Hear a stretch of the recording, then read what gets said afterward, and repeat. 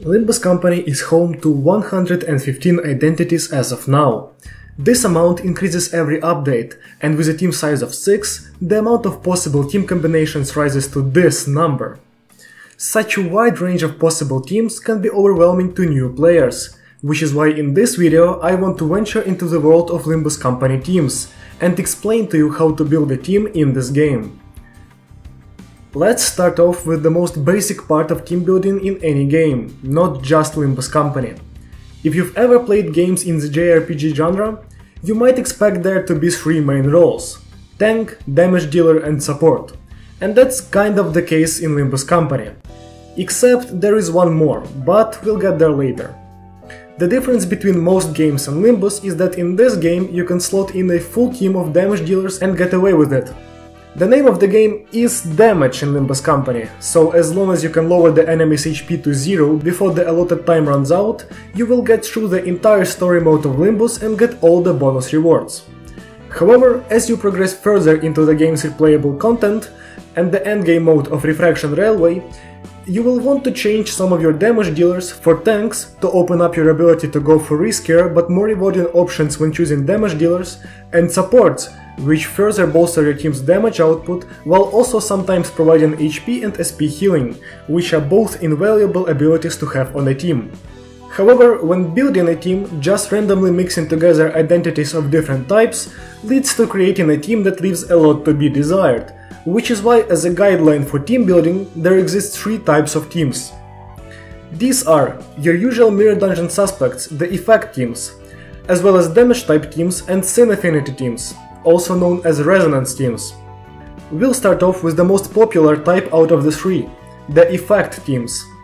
Much like the name implies, this kind of team is centered around keeping up a status effect. The effect in question can be either positive or negative, but the defining part of the process of building an effect team is that every identity needs to somehow contribute to stacking the buff or debuff, or at least use it to increase its own power. This is also where the secret force role shows up. That role is the effect support. The difference between a normal support and an effect support is that the former increases the physical stats of the team by healing other identities and increasing their damage, while the latter specifically focuses on helping the stacking of an effect. There's a total of 7 effect teams currently in the game.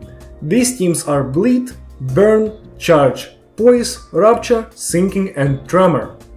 Before I start explaining all these teams to you, let me quickly run you through how this is going to work. First, I will explain the effect that the team is tied to.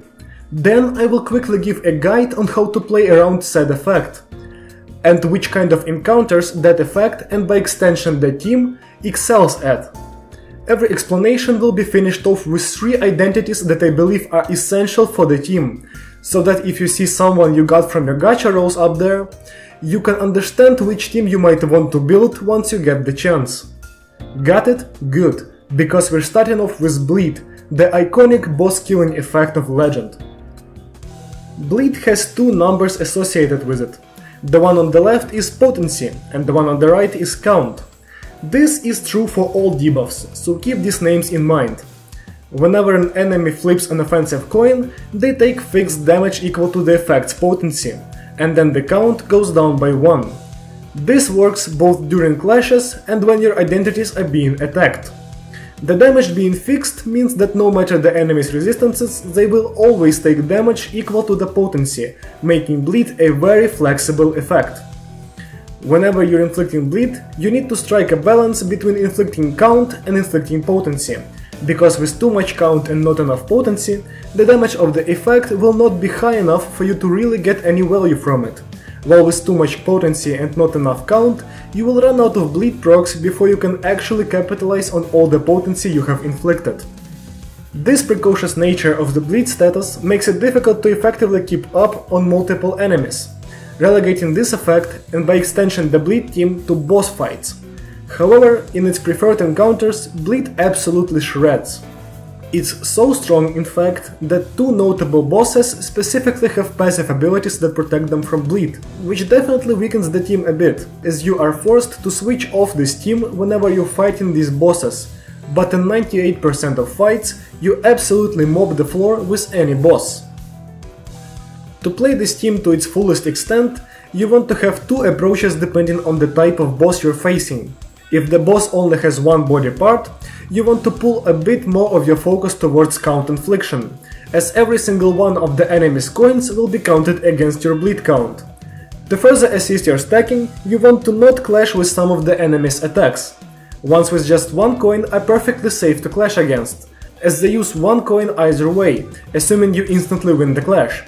However, as the amount of coins increases, so does the usage of bleed count, but even faster than you might think. On your screen is the amount of bleed count eaten up by a skill with 1 to 5 coins in a clash and outside of it. As you can see, skills with 3 coins are already twice as wasteful, while anything above that leads to devastating losses in bleed count. This means that whenever you can allow the enemy to hit one of your units with a skill that has 3 or more coins without staggering them, you should allow them to. Doing this is risky against enemies that inflict sinking, but otherwise it's a perfectly strong strategy to increase your bleed count without losing it all. However, once you have enough of both count and potency, the script gets flipped completely. This usually happens after you stagger the boss and get a free turn to increase their bleed count and potency without resistance. Once that happens, you want to clash with every single skill, forcing the enemy to activate bleed more times per turn, leading to a faster kill. When fighting a boss with multiple parts, you want to focus on potency over count. This is because you can single out one part of the enemy and focus all your bleed on that one part. Due to the skills used by the boss being spread out between the parts, you can stack up potency on one of them without worrying about count. Once you're happy with the bleed on one part, you can move on to the next one, as the previous focus of bleed rapidly loses health in the meantime. The 3 most notable identities for bleed teams are Ring Pointillist Yi-Sang, who inflicts a ton of both count and potency while also dealing an insane amount of damage with his skills, and Corrupt Faust, who acts as both an SP healing support as well as an effect support, and Lobotomy Eagle Rupture, who, much like Yi-Sang, deals a ton of damage while inflicting a large amount of potency. However, because this Rupture is limited edition, another notable identity is Ring Pointillist Otis, who can consistently inflict a ton of bleed count, while also dealing good damage and being a 2-star, meaning she's a lot less rare and cheaper to upgrade. Moving on, we have Burn. This effect also deals fixed damage by its potency, however that only happens at the end of the turn, after which the count lowers by 1. This damage, once again, cannot be resisted. Burn is very easy to keep at a high count, due to the fact that you get multiple identities that have multiple skills that can inflict burn count on the enemy, while the effect only loses 1 count per turn. This makes burn easier to use on human encounters than most effects, as you can reach the conditionals of your identities very quickly and without much planning. As a downside, this greatly restricts the damage that burn can deal, which is why I recommend using burn mainly on human fights. By inflicting just enough burn on the enemy to trigger your team's conditionals, you can set a fast tempo early into the fight, which allows you to outclash and outdamage the enemy team. The 2 strongest burn identities also have skills that can hit multiple enemies, which just further supports my point about using burn on human fights. Realistically, not much thought goes into using burn. In a focused encounter, you should give clashes to identities that need SP the most, while in non-focused encounters, you just pick the strongest skill available and win. The most notable identities in burn are as follows.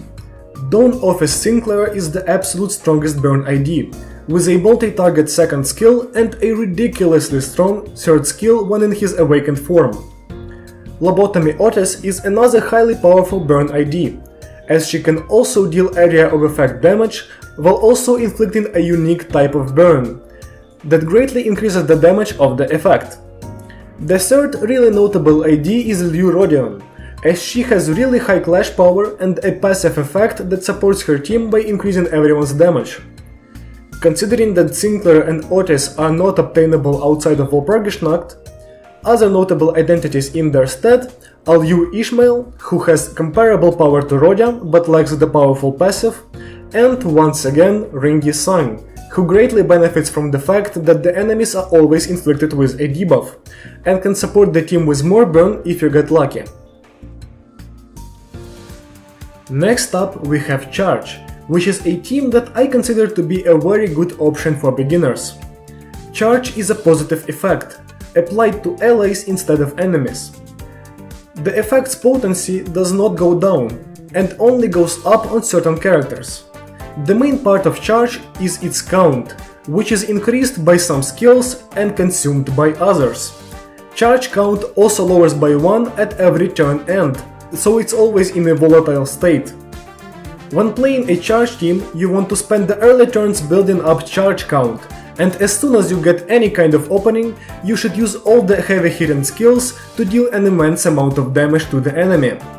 The openings I'm talking about are applying load on allies, inflicting enemies with slash, blunt or anti-fragility, or just inflicting fragile on the enemy. If you're in a position where getting any of these damage multipliers is impossible, fear not, as charge consuming skills will still deal a crazy amount of damage on their own. Overall, the main skill needed for charge is just refraining from using your big skills at the earliest possible moment, instead waiting for a damage multiplier to absolutely destroy the enemy with a full team envy resonance, which results in thousands of damage in a single turn.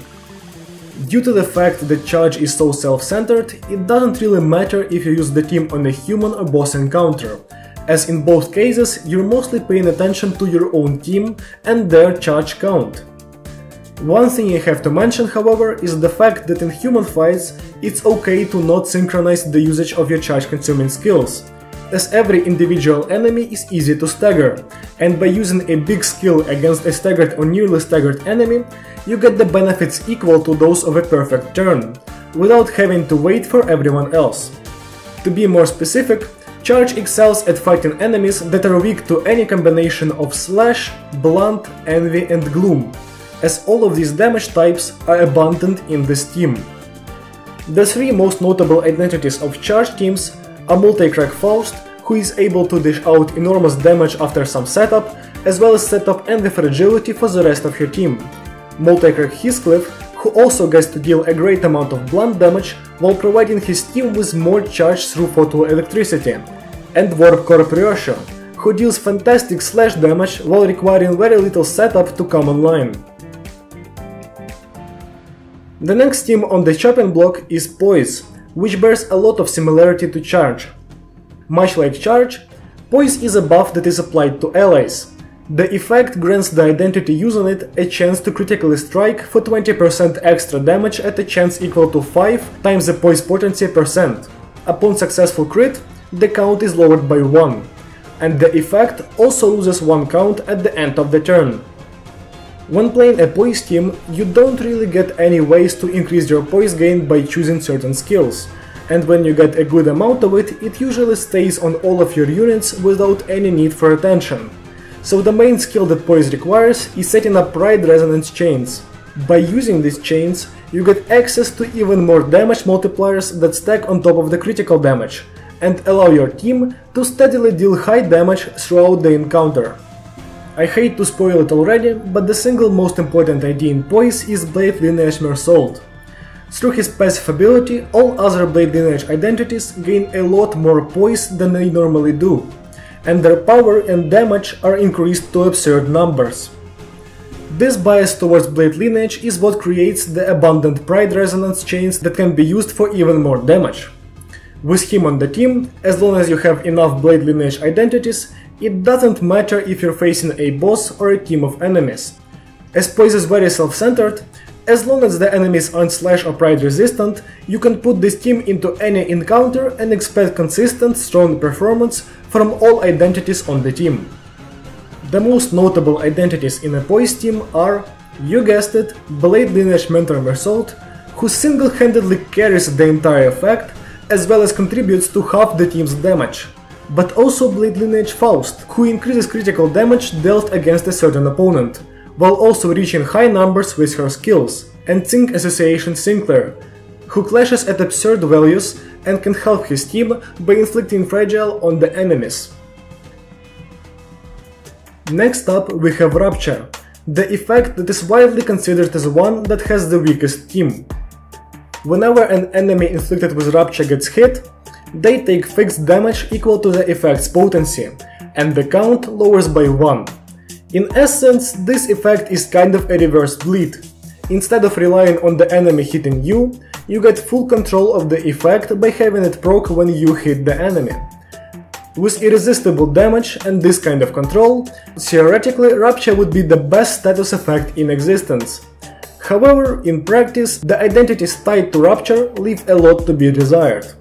The main skill when playing Rupture is keeping up count. You might think that this is easy, however, considering that very few identities can go positive in Rupture count at all, you will have to resort to roundabout methods in order to get any results. Notably, you need perfect timing with certain skills to get more Rupture, while also balancing 3 Rupture adjacent effects, while making sure to utilize 2 ego skills for their passives, and using some very physically weak identities in order to stand a chance at keeping up a stack. The best type of fights to use Rupture on are boss fights, as you really can't keep up a Rupture stack on a group of enemies even with perfect play. All in all, Rupture takes a lot of mental gymnastics to pull off, and when you do, it's still behind a lot of other teams in terms of efficiency.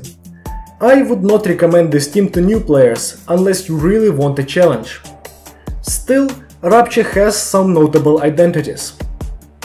First and foremost, Lobotomy Ego Dawn is essential to Rupture, as she provides ample Rupture count fairly consistently. 7 Association Faust can deal huge damage while working well alongside Spark Discharge to maintain Rupture count.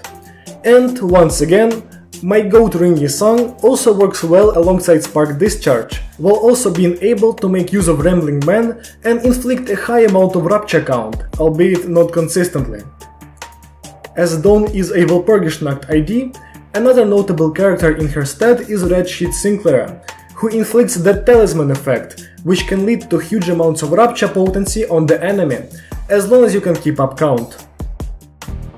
The next effect team of the video is Sinking, which is a composition that is loved by many, and that has gotten a huge amount of content over the past few months. Sinking as an effect has 2 abilities, depending on the kind of enemy you're facing. Whenever an enemy that has SP gets hit, they take SP damage by sinking potency, and the count goes down by 1. Whenever an enemy that does not have SP gets hit, they take gloom damage by sinking potency and the count goes down by 1. In essence, sinking against abnormalities works exactly like Rupture, but is tied to a sin affinity. When inflicting sinking, your main focus is usually on count. As the effect is very similar in concept to Rupture, sinking count needs extra work to be put in for the stack to reach high amounts.